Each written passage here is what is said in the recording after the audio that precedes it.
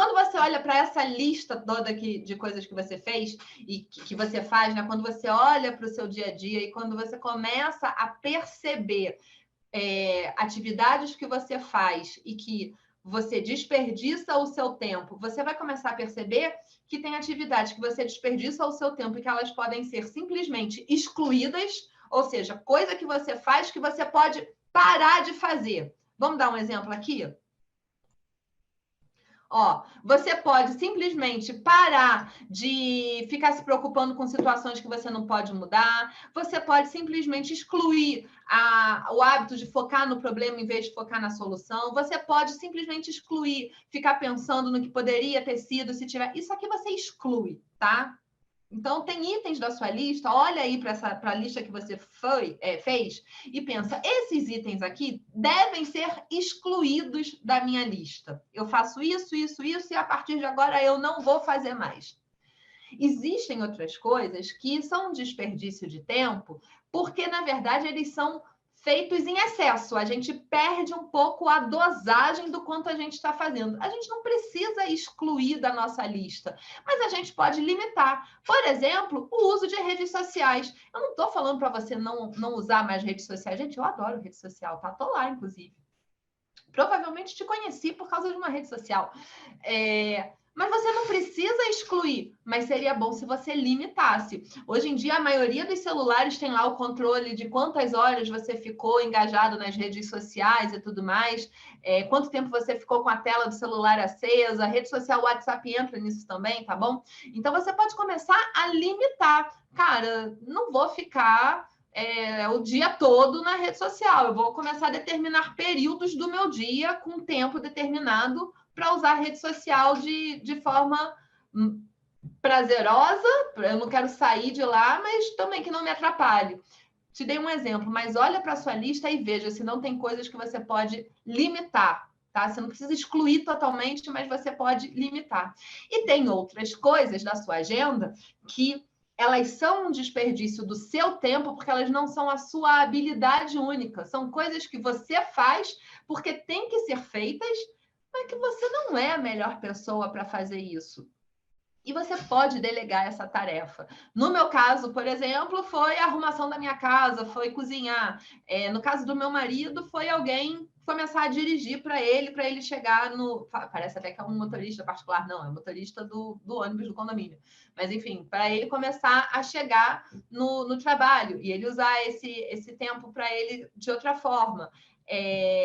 Existem coisas que você faz e que talvez não, com certeza você não é a melhor pessoa para fazer isso. Então, você pode começar a identificar isso e delegar para outras pessoas. Beleza? Então, você já percebe como só fazendo essas listas, você já começa a organizar as coisas em caixinhas de forma que fique mais claro, que você consiga gerir melhor o seu tempo, fazer uma gestão melhor do seu tempo. E aí, a verdade é que quando a gente volta lá na sua primeira lista e que você fala, eu gostaria muito de fazer blá, blá, blá, blá, blá, mas eu não tenho tempo. Na verdade, muitas vezes, não sempre, mas muitas, muitas, muitas vezes, você está contando uma mentira para você mesmo. E aí eu quero te desafiar agora e tentar fazer você achar quais são as mentiras que você está contando para você mesmo para não ter tempo. Quando você diz que você não tem tempo, na verdade, você percebe que você não está definindo prioridades. A falta de tempo, na verdade, é isso, tá? Você não tem tempo para uma coisa que não é prioridade para você. Débora, me inscrevi na academia de ginástica, não sei o quê, não fui nem um dia porque eu não tenho tempo. Eu me inscrevi para fazer um curso online e tá lá o curso pago, eu tenho acesso, mas eu não fui porque eu não tenho tempo. Débora, tem as suas reuniões live lá no Instagram e tudo mais, e tem os nossos encontros ao vivo, e tá lá, quero fazer, eu sei que vai ser bacana, mas eu não tenho tempo.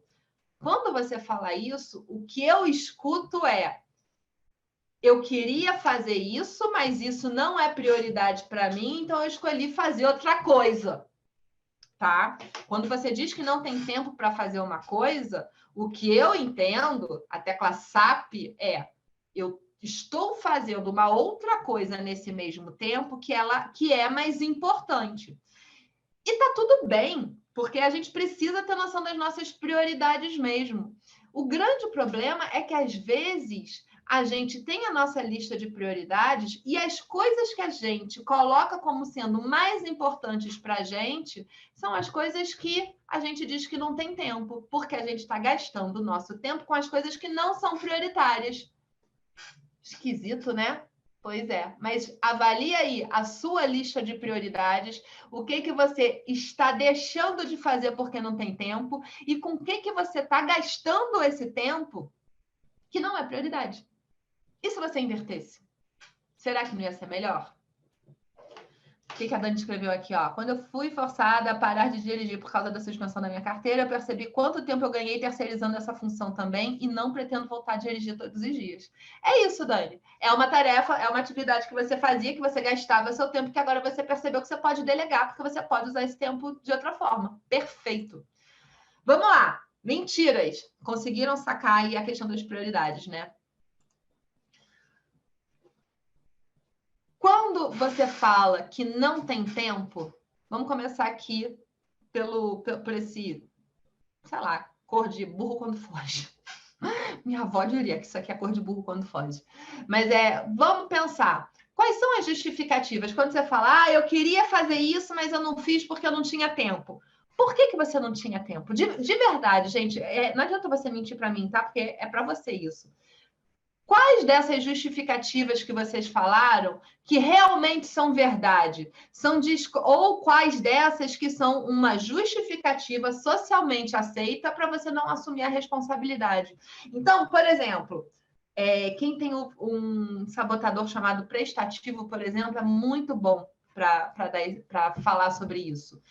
Eu preciso entregar um relatório no dia 30 de abril, às 4 horas da tarde. Tá? Só para a gente determinar uma meta, uma entrega com data certa. Eu preciso entregar esse relatório. É um relatório que me tira um pouco da minha zona de conforto, eu vou precisar pesquisar alguns dados, eu vou precisar interagir com algumas pessoas, enfim. Existem algumas resistências aqui para sentar e fazer esse relatório. Na hora que eu sentar para fazer esse relatório, tá bom, talvez em 20 horas eu faça esse relatório, porque é um relatório complexo, mas em 20 horas eu faço. Eu tenho 3 semanas para fazer esse relatório. Estou te dando um contexto. Aí, na primeira semana, eu nem faço esse relatório, porque eu vou fazer outras coisas, porque tem coisinhas que são menores que tem que ser feitas também, e aí eu acabo deixando para depois. 3 semanas ainda é muito tempo, deixa para depois, beleza. Aí agora faltam só 2 semanas. Aí nessas 2 semanas, não, ainda tem tempo, aí depois eu faço isso, porque na hora que eu parar para fazer esse relatório, eu vou gastar muito tempo, e aí eu não vou conseguir fazer as outras coisas que têm que ser feitas. Então, eu consigo fazer as coisas que estão sendo feitas. Aí vem a Dani e me pede ajuda para fazer alguma coisa, porque ela também tem uma coisa que ela tem que entregar, também no dia 30. Eu falo, não, beleza, vou te ajudar com isso também. Aí eu não faço o meu para ir lá ajudar a Dani a fazer o dela. E aí eu acabo me envolvendo no projeto da Dani de certa forma que eu tô até esquecendo do meu, não, mas eu tô ajudando a Dani, eu faço. E aí chega meu chefe e fala, e aí, Débora, cadê o relatório que você tinha que entregar? Então, chefe, eu ia fazer, mas aí quando eu ia fazer, a Dani me pediu ajuda. E o relatório da Dani também era importante. E aí eu ajudei, né? Então eu fui lá e não consegui fazer o meu, mas é porque eu estava ajudando a Dani. Então você vê que é uma justificativa socialmente aceita. Pô, Débora, você é legal pra caramba, você foi lá ajudar a Dani. Não, eu não sou legal pra caramba. Eu fugi da minha responsabilidade. Quando a Dani veio me pedir ajuda, eu pude assim, Dani, olha só, eu preciso fazer o meu relatório também. Vamos fazer o seguinte, eu vou fazer um pouquinho aqui e assim que eu completar a minha atividade, eu vou te ajudar com a sua, tá? Não, Débora, não dá para você me ajudar depois, porque o meu é mais importante do que o seu. É mesmo? Peraí. Vamos avaliar? Vamos conversar lá com o chefe para ver qual é a prioritária, se a gente pode de repente se unir e nós duas vamos fazer os dois. O que a gente vai fazer? Mas em vez de eu ir conversar com a Dani e entender, eu simplesmente guardei o meu e me dediquei ao dela. E aí depois eu ainda fico chateada com a Dani, porque eu fui lá, ajudei ela no relatório dela, me ferrei porque não entreguei o meu e ela nem veio me ajudar. Entendeu? Isso é o prestativo. E isso é uma das justificativas que a gente cria. Estou trazendo um exemplo só, tá, gente? Mas é uma das justificativas que a gente cria e não assume a responsabilidade. A responsabilidade não é da Dani que não veio me ajudar. A responsabilidade é minha. Fui eu que falei que ia deixar o relatório para depois. Fui eu que dei prioridade para outras atividades. Fui eu que falei para a Dani que eu ia ajudar ela. A responsabilidade é toda minha. Eu fiz essas escolhas. Mas na hora de falar para o chefe fica chato, né? E aí eu falo que eu fui ajudar a Dani. E aí eu tô meio que delegando a culpa, tô justificando o não ter feito. Quando na verdade isso está errado. Percebe que é uma mentirinha que a gente vai contando, às vezes, para a gente mesmo. Uma forma da gente perceber que a gente não está sabendo fazer uma boa gestão do nosso tempo e de que a gente está contando várias mentiras para a gente, é quando a gente tem várias iniciativas que não se concluem. Então, você começa várias coisas, mas você não conclui nada. Por que essas coisas ficam inacabadas? Por que você tem uma coleção de iniciativas e pouquíssimas acabativas? Existem forças da resistência, de fato, que fazem com que você resista a fazer alguma coisa. Às vezes é porque aquela atividade vai demandar muito tempo, muita energia, e aí você acaba deixando para depois, porque você prefere fazer coisas menores. Às vezes é porque você vai ter algum tipo de dificuldade. Existem várias forças. Lá na área de membros, tem uma aula específica sobre 10 estratégias para você lidar com essas forças da resistência e colocar qualquer coisa em prática. Você acabar com essa sua coleção de iniciativas inacabadas. Você entende o que eu quero dizer quando eu digo uma iniciativa inacabada?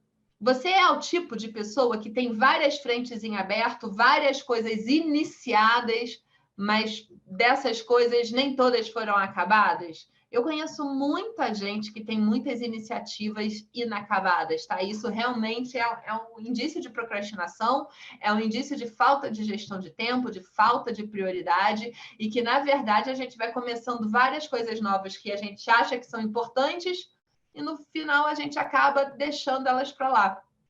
E isso é muito ruim. Então, a gente precisa perceber quais são as justificativas que a gente está colocando na nossa cabeça, quais são as mentirinhas que a gente está contando e parar com vencer essa força da resistência, parar com essas justificativas e realmente chegar na conclusão do que realmente é importante para a gente.